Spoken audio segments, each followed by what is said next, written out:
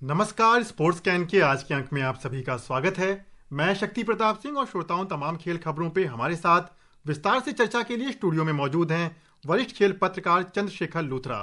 चंद्रशेखर जी, स्वागत है आपका। धन्यवाद। सबसे पहले नजर डालते हैं आज की स्पोर्ट्स हेडलाइंस पर। भारतीय महिला क्रिकेट टीम ने इंग्लैंड को एक दिवसीय श्रृंखला के पहले मैच में 4 विकेट से हराया। भारतीय grand master R Praggnanandhaa free style grand slam शतरंज प्रतियोगिता में दुनिया के नंबर 1 खिलाड़ी मैग्नस कार्लसन को हराकर क्वार्टर फाइनल में पहुंचे। भारतीय पैरा टेनिस खिलाड़ी लक्ष्मी जडाला ने राष्ट्रीय टेनिस चैंपियनशिप दिव्यांगता खेलों में स्वर्ण पदक जीतकर विशेष ओलंपिक विश्व खेलों 2027 के लिए क्वालिफाई किया। और खेल मंत्री मनसुख मांडविया ने खेलों को एक जन आंदोलन बनाने की आवश्यकता पर बल दिया।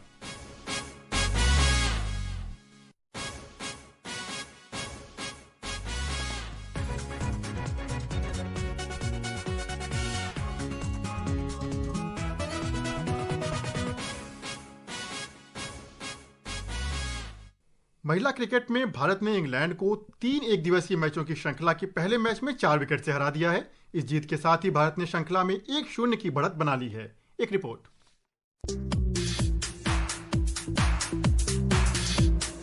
भारतीय महिला क्रिकेट टीम ने साउथहैम्पटन में खेले गए पहले एक दिवसीय मैच में मेजबान इंग्लैंड को 4 विकेट से शिकस्त देते हुए इंग्लैंड की सरजमी पर इतिहास रच दिया है। जीत के लिए मिले 259 रन के लक्ष्य को भारतीय टीम ने 48 ओवर 2 गेंद में हासिल कर लिया। यह इंग्लैंड की धरती पर भारतीय महिला टीम का सबसे सफल रन चेस रहा। टॉस जीतकर पहले बल्लेबाजी करने उतरी इंग्लैंड ने 50 ओवर में 6 विकेट गंवाकर 258 रन बनाए। मेजबान के लिए सोफिया डंकले ने सर्वाधिक 83 रन बनाए। स्नेह राणा और क्रांति गौड़ ने 2-2 जबकि अमनजोत कौर और श्री चरणी ने भारत को एक-एक सफलता दिलाई। इसके जवाब में भारत ने दीप्ति शर्मा के 62 रन और रोड्रिगेज ने 48 रन की पारी की बदौलत 10 गेंद शेष रहते ही अपना लक्ष्य हासिल कर लिया। इंग्लैंड की ओर से चार्ली डीन ने 2 विकेट अपने नाम किया। इस जीत के साथ ही भारत ने 3 मैचों की एक दिवसीय श्रृंखला में 1-0 की बढ़त बना ली है।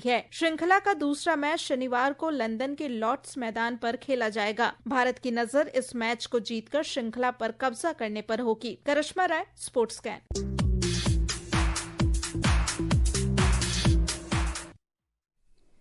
अंतर्राष्ट्रीय महिला विश्व कप शुरू होने में 2 महीने का समय बचा है और उसके पहले भारतीय टीम की ये लय कितना शुभ संकेत है।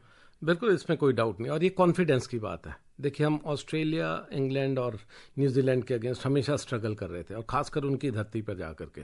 लेकिन ये कॉन्फिडेंस है। आपके शुरुआत की सीरीज जब आपने जीते, जो 2 मैचेस बहुत ही अच्छे कॉम्प्रिहेंसिवली आपने जब जीते, ये उसका कॉन्फिडेंस आपको नजर आ रहा है। और इतना बड़ा चीज नहीं एक्सपेक्ट नहीं करते थे आप सच में कहिए तो इतना बड़ा चेज मेंस टूर्नामेंट में भी मुश्किल होता है। 269 इज ए बिग स्कोर।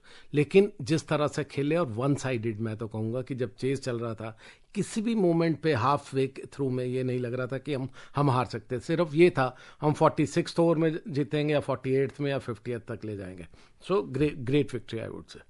जी बिल्कुल, और गेम को थोड़ा करीब तक ले गए, और ये सूझबूझ भी दर्शाती है कि भारतीय टीम को जल्दबाजी में नहीं थी कम से कम। यहाँ से मैंने कहा ना, सब कॉन्फिडेंस की बात है। आपको जब समझ आ गया कि वहां पर बॉल इतनी स्विंग हो रही है, और इस बार आपने मेंस क्रिकेट देखा हो, विमेंस क्रिकेट देखा हो, जो ड्यूक की बॉलें हैं वो उतना करतब नहीं कर पा रही है क्योंकि गर्मी ज़्यादा पड़ी है। वो भी एक रीज़न है।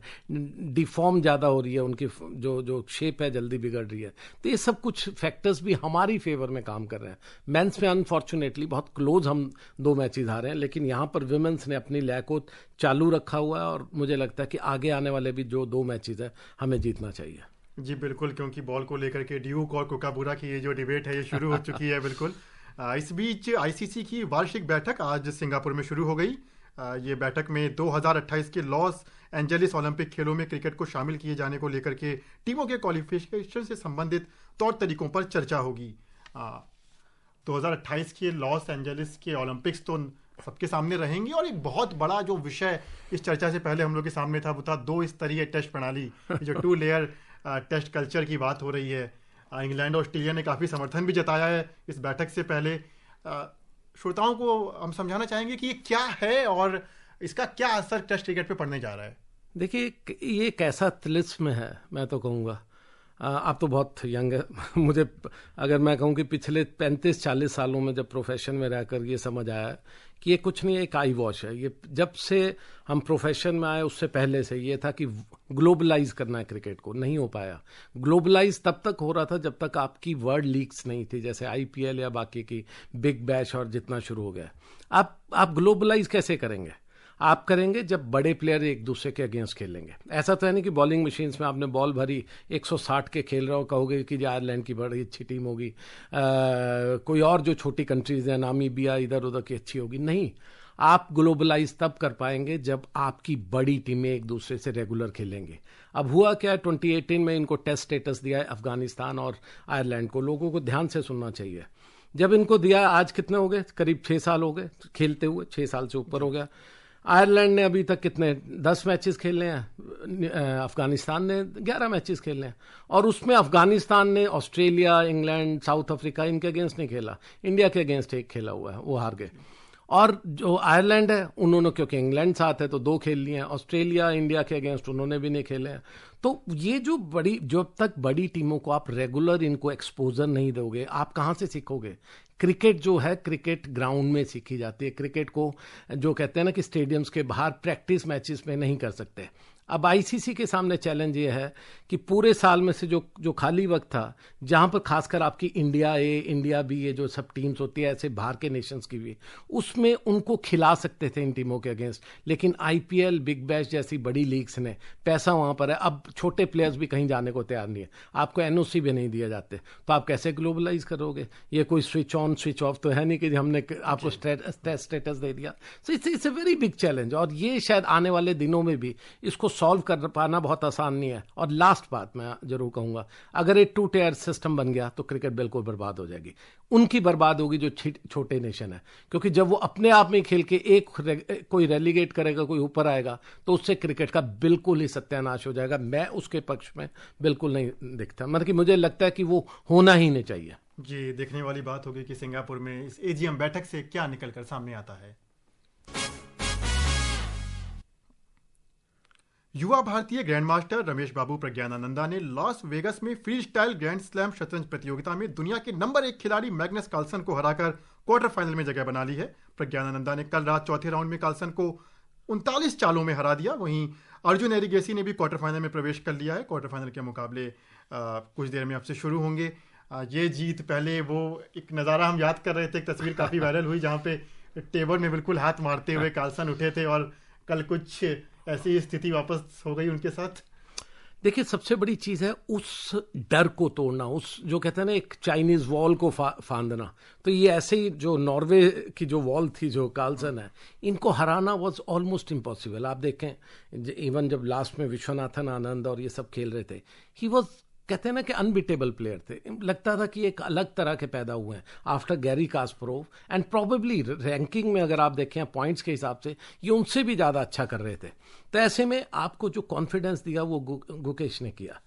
उन्होंने 2 बार इनको हराकर बैक टू बैक जब हराया, तो वो कहते हैं ना वो एक तोड़ दिया, थ्रिलिस्ट में तोड़ दिया कि ये नहीं ये तो बीटेबल है। अब उस कॉन्फिडेंस का फायदा देखिए, अब बाकी के प्लेयर्स, आपके यंगस्टर्स आ रहे हैं, बाकी अब सबको मालूम है ये बीटेबल है, ये भी अंडर प्रेशर आते हैं, ये भी टाइम प्रेशर में आते हैं, और अगर आप अच्छी चालें और टाइम को ध्यान में रखते हुए सब करोगे तो इनको हराया जा सकता है। फॉर्चुनेटली फॉर कार्लसन, गुकेश नहीं खेल रहे, उन्होंने विड्रॉ किया क्योंकि पिछला टूर्नामेंट अच्छा नहीं किया था और आगे के लिए प्रैक्टिस कर रहे हैं। But overall I think it's a great victory for India. जी बिल्कुल। वहीं अगर महिला शतरंज की बात की जाए तो जॉर्जिया के बटूमी में फिडे महिला विश्व कप के प्री क्वार्टर फाइनल में पहले गेम में भारत की दिव्या देशमुख ने चीन की जू जिनर को हरा दिया है, जबकि आर वैशाली, कोंदरू हम्पी और Harika Dronavalli pre quarter final के पहले गेम में ड्रॉ रही, और उनके दूसरे गेम अभी खेले जा रहे हैं। एशिया की शीर्ष वरीयता प्राप्त भारतीय पैरा टेनिस खिलाड़ी लक्ष्मी जडाला ने मध्य प्रदेश के ग्वालियर में आयोजित राष्ट्रीय टेनिस चैंपियनशिप 2025 दिव्यांगता खेलों में स्वर्ण पदक जीता है। बौद्धिक दिव्यांगता से ग्रस्त 15 वर्ष की जडाला ने मिस्र के काहिरा में होने वाले विशेष ओलंपिक खेलों 2027 के लिए क्वालिफाई कर लिया है। एक बड़ी उपलब्धि है भारत के पैरा खिलाड़ी, जो कीर्तिमान पिछले ओलंपिक से हम देख रहे हैं, जो सक्सेस रेट है वो तो नॉर्मल खिलाड़ियों को भी बीट करते हुए नजर आ रहा है। बिल्कुल, डेफिनेटली आई थिंक एनकरेजमेंट और जिस तरह का एक्सपोजर इनको दिया जा रहा है खासकर दिव्यांग प्लेयर्स को, आई थिंक वो ट्रिमेंडस है इंडिया के पर्सपेक्टिव में।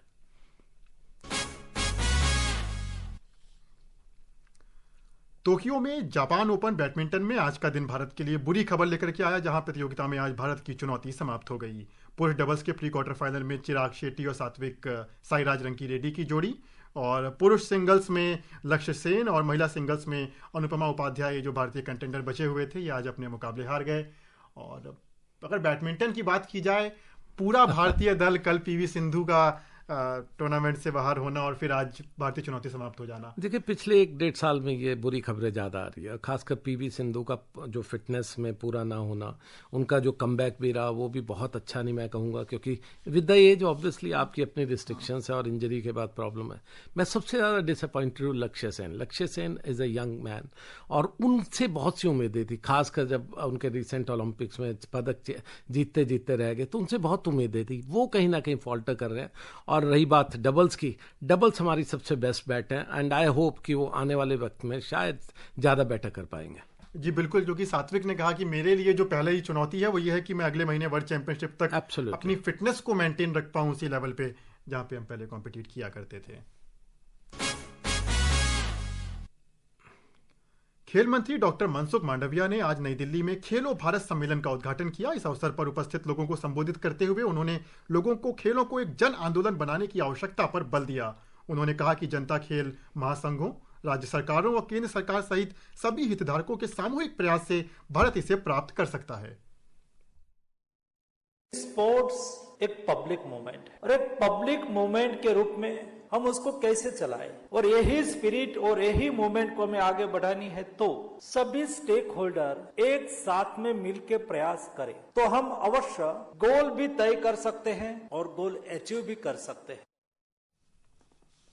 सरकार लगातार प्रयासरत है कि एक ऐसा इंफ्रास्ट्रक्चर डेवलप किया जाए जहां पे खिलाड़ियों के लिए और खेल के बुनियादी ढांचे के लिए पर्याप्त स्थान हो।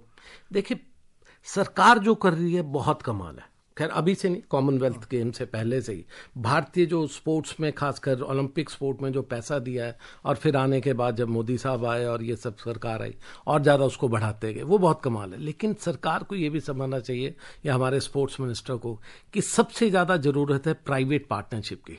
जब तक भी प्राइवेट पार्टनरशिप को, जो कहते हैं ना, एक ऊपर से एक डंडा चलना बहुत ज़रूरी है कि आपको इतने % स्पोर्ट्स पे खर्चना है। आज जैसे पहले अगर हम जब बड़े हो रहे थे उस वक्त पे बैंक्स की टीम, पब्लिक सेक्टर्स की टीम वो बहुत अच्छी होती थी। अब वो कहीं ना कहीं गिर गया स्तर, कोई नहीं लेता, स्टाइफन पे लेता है। स्टाइफन पे जब आप बच्चे को लोगे वो बड़े रिजल्ट्स नहीं देगा। तो शायद सरकार को अपना पैसा बढ़ाते रहे, लेकिन ये डंडा चलाना भी बहुत जरूरी है। जी बिल्कुल, एक CSR मॉडल खेलों के लिए भी बिल्कुल GSR की तरह की आपकी गेम्स रिस्पॉन्सिबिलिटीज प्राइवेट सेक्टर अपनी निकाले। श्री मांडविया ने यह भी कहा कि राष्ट्रीय खेल संचालन विधेयक का मसौदा न केवल सरकारी हितधारकों बल्कि अंतर्राष्ट्रीय संस्थाओं की राय लेकर के तैयार किया गया है और सरकार इसको आगामी मॉनसून सत्र में पेश करेगी। ओलंपिक काउंसिल के साथ भी हमने कंसल्टेशन करा, सभी फेडरेशन, इंटरनेशनल फेडरेशन के साथ भी बातचीत करी, क्योंकि स्पोर्ट्स एक ऐसा सेक्टर है। फीफा की ओर से एक क्वेरी आई थी तो मैंने स्पेशल ऑफिसर को भेजा फीफा के हेडक्वार्टर्स पर, जाके डिस्कस करो उसके साथ डिस्कशन हुआ और उनके बाद स्पोर्ट्स बिल तैयार हुआ है, स्पोर्ट्स गवर्नेंस बिल। आने वाले सेशन में मुझे उसको पार्लियामेंट में लेके आना है।